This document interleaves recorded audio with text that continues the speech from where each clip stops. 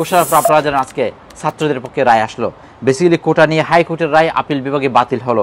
সেটা হচ্ছে যে কোটার নতুন বিন্যাস হবে, সেই বিন্যাসে অবশ্যই মেধাতে 93%, মুক্তিযোদ্ধা, শহীদ মুক্তিযোদ্ধা, বীরাঙ্গনা মাতা এবং ওর নাতিপুতি 5% এবং প্রতিবন্ধী 1%, অনগ্রসর জাতিগোষ্ঠী 1%।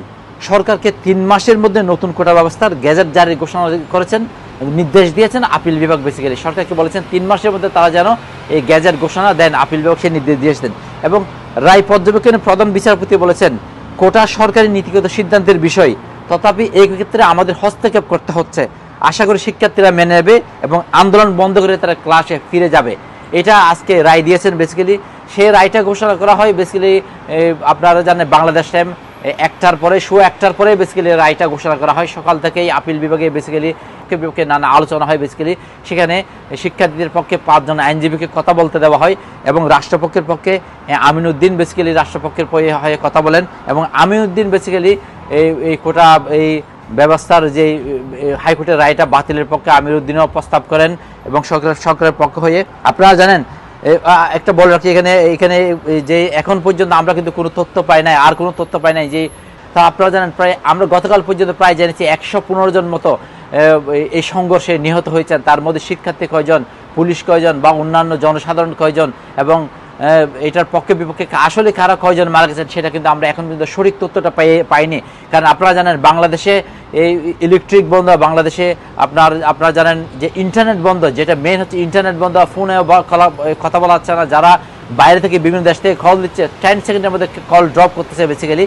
তো বাংলাদেশের সাথে এক ধরনের বহির্বিশ্বের ধরতে গেলে যোগাযোগ এক ধরনের বন্ধ টোটালি, এবং সেটা হচ্ছে ইন্টারনেটের কারণে টোটালি বন্ধ। ফোনে বলেন, ইন্টারনেট বলেন, টোটালি যোগাযোগ বন্ধ। এবং আমরা এখনও পর্যন্ত জানি না অবশ্যই ইন্টারনেটে কখন ওপেন করা হবে, ইন্টারনেট কখন খুলে দেওয়া হবে বেসিক্যালি, মানে কথা বলার জন্য ইন্টারনেট মানুষ ব্যবহার করার জন্য কখন যে সেটা ওপেন করে দেওয়া হবে, মানুষ কখন ফ্রিলি কথা বলা, সেটা এখন পর্যন্ত আমরা সেই তথ্যটা পাই নাই। তবে আমরা যতটুকু পর্যন্ত গতকাল যে ইনফরমেশন পেয়েছিলাম সেটা হচ্ছে রোববার যে সকাল 10টায় কারফিউ যে শেষ হওয়ার কথা ছিল সেটা অবশ্যই শেষ হচ্ছে না, কারণ সেটা বাংলাদেশের 3টা পর্যন্ত চলার কথা ছিল। এরপর আরও হয়তো বাড়াতে পারে এবং এখনও পর্যন্ত অবশ্যই কারফিউ তুলে ফেলা হয় নাই এবং কখন পর্যন্ত এটা কখন তুলবে সেটার কোনো আমরা এখনও পর্যন্ত নিশ্চিত কোনো ইনফরমেশন পাই নাই। কারণ আপনারা জানেন আমরা যে ইনফরমেশনগুলো নিচ্ছি সেগুলো হচ্ছে বিবিসি বাংলা এবং অন্যান্য কিছু সংবাদ সংস্থার মধ্যে থেকে আমরা ইনফরমেশনগুলো আমরা প্রবাসীদেরকে দেওয়ার চেষ্টা করতেছি। আপনারা জানেন এই আন্দোলনকে কেন্দ্র করে প্রবাসীও কিন্তু উত্তাল হয়েছে। প্রবাসের বিভিন্ন জায়গায় যে আপনার মিছিল, মিটিং, সমাবেশ হয়েছে। আজকেও কিন্তু যুক্তরাজ্যের ট্রাফালগার স্কোয়ার করে বড় ধরনের সমাবেশ হচ্ছে এই কোটা আন্দোলনকে ঘিরে বেসিক্যালি। আপনারা জানেন এই ঘটনাকে কেন্দ্র করে নরসিংদী কারাগার থেকে পালিয়েছে প্রায় 9 জঙ্গি সহ 826 আসামি প্রায় পালিয়েছে, কারণ নরসিংদী আদালতে হামলা করা হয়েছিল, বিক্ষুব্ধদের হামলা করেছিলেন এবং 85টা অস্ত্র লুট করা হয়েছে বলে নরসিংদী কারাগার থেকে জানানো হয়েছে এবং বিটিভিতে হামলা করা হয়েছে। আপনারা জানেন মেট্রো রেলে হামলা করা হয়েছে।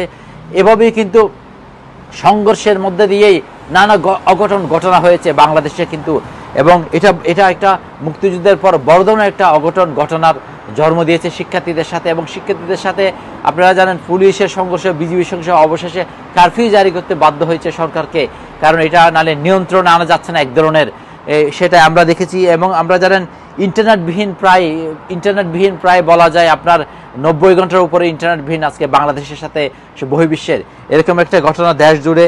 এবং আপনি জানেন প্রধানমন্ত্রী যে ব্রাজিল এবং স্পেন যাওয়ার কথা ছিল সেই সফরটাও কিন্তু গতকাল বাতিল করা হয়েছিল। আমরা প্রধানমন্ত্রীর যে অফিস সূত্রে আমরা তখন জানতে পেরেছিলাম যে সেই সফরটাও কিন্তু বাতিল করা হয়েছিল। এবং আপনারা জানেন যে বাংলাদেশের যে বিক্ষোভের মধ্যে সহিংসতার কারণে যুক্তরাজ্য সরকার উদ্যোগ সহ এবং শান্তিপূর্ণ সমাধানের কথা বলেছেন। এবং গতকাল রোশনা আলী যে ব্রিটিশ বাংলাদেশি এমপি রোশনা আলীর কথা বলেছেন যে বাংলাদেশের কোটা আন্দোলনের বিষয়ে তারাও কিছু এই সহিংসতার জন্য রোশনা আলী উদ্বেগ জানিয়েছেন বেসিক্যালি। আপনারা জানেন তবে কখন এই পরিস্থিতি স্বাভাবিক হলে যে বিশেষ ব্যবস্থা যে কখন শিথিল করা হবে সেটা কিন্তু এখনও পর্যন্ত সেই ইনফরমেশনটা আমরা এখনও পর্যন্ত পাইনি।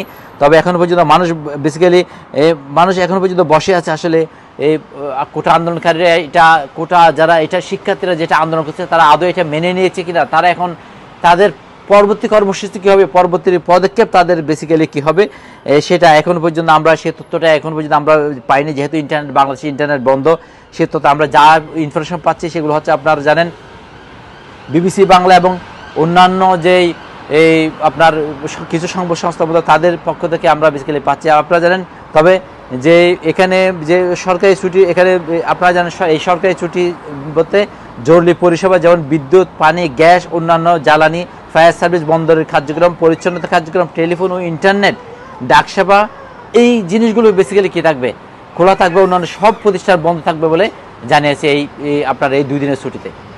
আমার কাছে এই পর্যন্ত ছিল তথ্য। হেফাজুল করিম রকিব, NL 24।